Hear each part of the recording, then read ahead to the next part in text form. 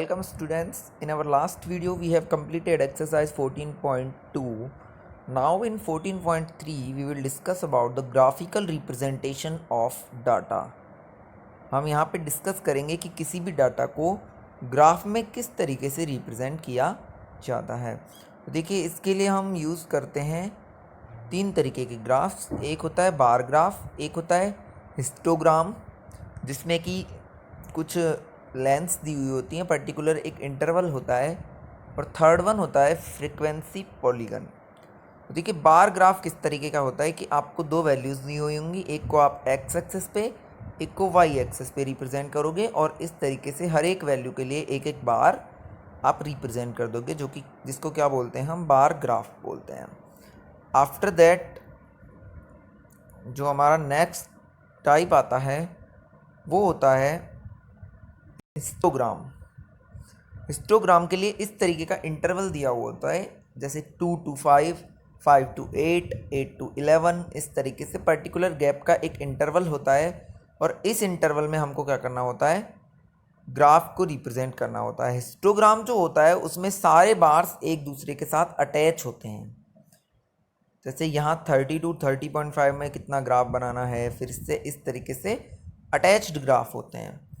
After that आता है हमारे पास फ्रीक्वेंसी पॉलीगन जिसको बोलते हैं थर्ड नंबर पे। उसमें हम क्या करते हैं, बार्स भी बनाते हैं और एक लाइंस से भी उसको शो करते हैं, और हर एक ग्राफ में हमको उसका स्केल ज़रूर लिखना होता है, ये बात हमको ध्यान में रखनी है।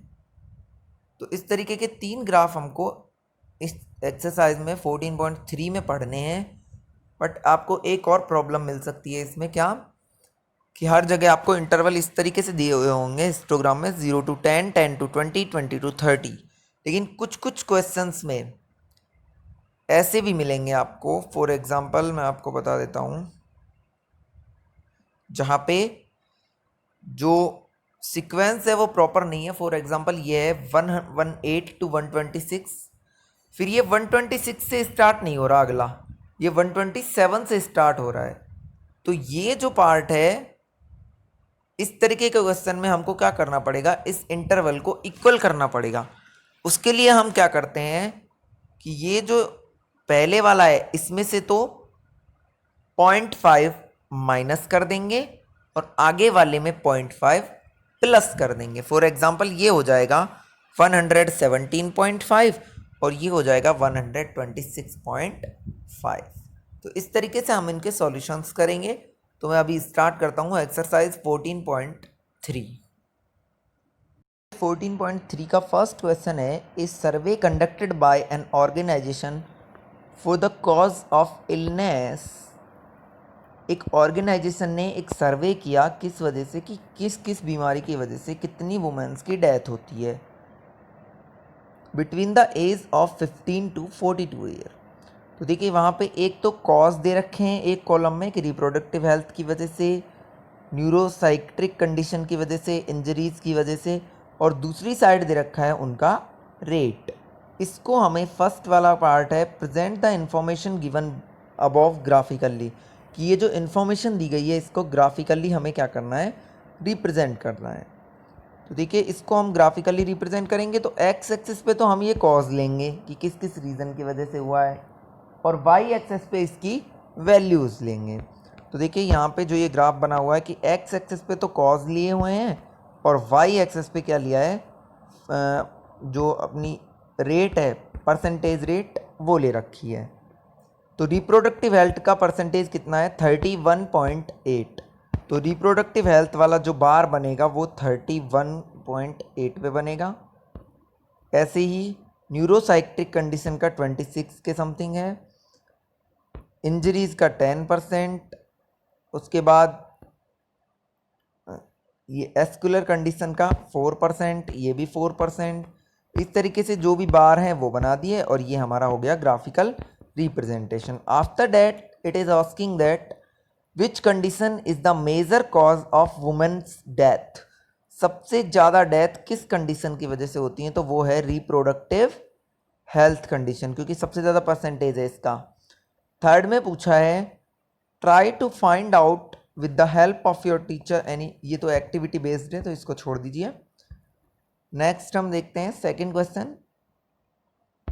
The following data of on the number of girls पर 1000 boys in different section of society, ये कुछ डाटा दिया गया है, उसको हमें ग्राफिकल रिप्रेजेंट करना है। तो जैसे हमने फर्स्ट क्वेश्चन में किया था सेम ऐसे ही, एक्स एक्सिस पे तो हम ले लेंगे SC ST, backward district, non backward district, rural और अर्बन, और वाई एक्सिस पे ले लेंगे हम 900 100 200 इस तरीके से।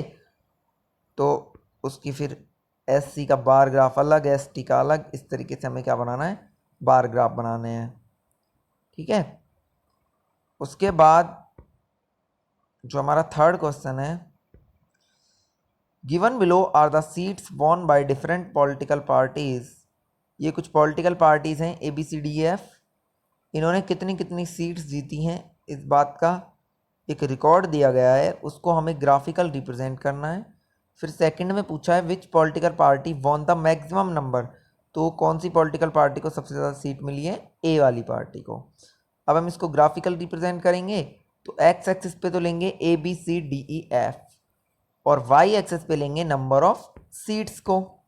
तो इसका कुछ ग्राफिकल रिप्रेजेंटेशन इस तरीके का होगा, पॉलिटिकल पार्टी और सीट कितनी जीती हैं वो, और ये क्या बन जाएगा, इसका बार ग्राफ बन जाएगा। इसके बाद 3 क्वेश्चंस के बाद फोर्थ जो क्वेश्चन है वो हमारा आता है हिस्टोग्राम का, क्योंकि इसमें देखिए इंटरवल दिया हुआ है, जहाँ इंटरवल दिया होता है मोस्ट ऑफ द टाइम वहाँ पे क्या बनता है, हिस्टोग्राम बनता है। बट देखिए इंटरवल एक प्रॉपर नहीं है, मैंने बताया था कि 118 से 126 है, फिर अगली लाइन में 126 से होना चाहिए था लेकिन ये 127 से है, तो इस तरीके का इसको प्रॉपर इंटरवल में नहीं मानेंगे हम, तो इसको प्रॉपरली कन्वर्ट करना पड़ेगा। वो कैसे करेंगे, तो देखिए स्टार्टिंग वाले में से तो 0.5 माइनस कर देंगे, एंड वाले में 0.5 प्लस कर देंगे, तो ये एक नई टेबल बन के आएगी हमारी ये वाली। फिर इसका हम क्या करेंगे, हिस्टोग्राम में रिप्रेजेंट करेंगे, तो इसमें इस तरीके के कॉलम्स बनेंगे, बार बनेंगे, ये इसका ग्राफिकल रिप्रेजेंटेशन होगा। आफ्टर दैट इससे नेक्स्ट जो क्वेश्चन है वो भी सेम है, उसमें ऑलरेडी इंटरवल प्रॉपर है, तो हम एक को एक्स एक्सिस पे एक को वाई एक्सिस पे और उसका हिस्टोग्राम बना देंगे, जो भी आंसर पूछा जाएगा वो हम दे देंगे। इसके बाद 6 जो क्वेश्चन है उसमें डबल बार है, क्योंकि डबल डिटेल्स दी हुई है, सेक्शन A की अलग डिटेल है, सेक्शन B की अलग डिटेल्स हैं, तो हमें इसका क्या करना पड़ेगा, इसका ग्राफ बनाने के लिए पहले हम क्या करेंगे, इसके क्लास मार्क निकालेंगे। देखिए मार्क कितने से कितने दे रखे हैं, 0 से 10, तो इनका मिडिल पॉइंट क्या होगा 5, 10 to 20 का मिडिल क्या होगा 15, 20 to 30 का क्या होगा 25, 30 to 35 का 30 to 40 का क्या होगा 35, और 40 to 50 का क्या होगा 45। तो इस तरीके से हम क्या निकाल लेंगे, क्लास मार्क्स निकाल लेंगे। फिर क्लास मार्क दोनों के लिए सेम होंगे, सेक्शन A के लिए भी और B के लिए भी, जबकि फ्रीक्वेंसी उनकी अलग अलग है, तो एक ये टेबल बनेगी क्लास मार्क वाली। इसके बाद हमको ग्राफ में रिप्रेजेंट करना है, तो देखिए A वाले को हम अलग लाइन से रिप्रेजेंट कर देंगे, A के 5 पॉइंट है, पाँचों को मिला के एक लाइन बना देंगे, सेक्शन B के भी 5 पॉइंट है, दोनों को मिला के एक ही ग्राफ के अंदर इनको क्या करना होता है, रिप्रेजेंट करना होता है। सेम यही प्रोसेस हमें करना है इससे नेक्स्ट क्वेश्चन में। सबसे पहले क्लास इंटरवल निकालेंगे, फिर टीम A का अलग ग्राफ बनाएंगे, टीम B का अलग बनाएंगे, एक ही ग्राफ के अंदर 2 लाइन्स हमें रिप्रेजेंट होंगी। ये देखिए ये क्लास मार्क्स आ जाएंगे इनके, क्लास मार्क का मतलब होता है मिडिल पॉइंट, तो दोनों को प्लस करके 2 से आप डिवाइड कर दीजिए, क्लास मार्क आ जाएंगे। फिर हम उसको ग्राफ में रिप्रेजेंट कर देंगे, तो ये 2 लाइन्स बनेंगी, एक टीम A के लिए और एक टीम B के लिए। आप इनको अलग अलग कलर से बना सकते हो, या फिर एक टीम के लिए पेंसिल से तो एक के लिए पेन से बना सकते हो। आफ्टर दैट 8th क्वेश्चन है कि बच्चों की एज का एक डाटा दिया गया है, draw a histogram to represent the data. इस डाटा को रिप्रेजेंट करने के लिए क्या बनाना है, हिस्टोग्राम बनाना है। तो हम देखिए 1 से 2 ईयर के बच्चे कितने हैं 5, 2 से 3 के 3 स्टूडेंट्स, 3 to 5 के 6। ठीक है, तो इस तरीके से हम इसका हिस्टोग्राम बनाएंगे कि 2 to 3 के कितने स्टूडेंट हैं, 1 to 2 के कितने स्टूडेंट हैं।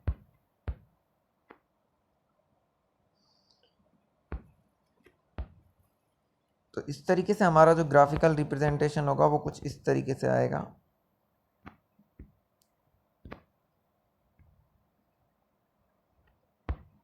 अब हम बात करते हैं ऐसे ही सेकंड वाले में, नंबर ऑफ सबमरीन के लिए हिस्टोग्राम बनाना है। तो हम बहुत बार बना चुके हैं हिस्टोग्राम। अब आप खुद इन क्वेश्चंस को सॉल्व करोगे। इसके बाद 14.4 जो है वो हमारी सॉल्व करने वाली है, जो हम बोर्ड पे सॉल्व करेंगे। ये ग्राफिकल रिप्रेजेंटेशन था, तो इसको आपको ग्राफ के अंदर ही करना है। इसमें 8 क्वेश्चंस हैं, आई थिंक 8 या 10, 9 क्वेश्चंस हैं। इनको आपको सॉल्व करना है ग्राफ के अंदर। Thanks and have a nice day.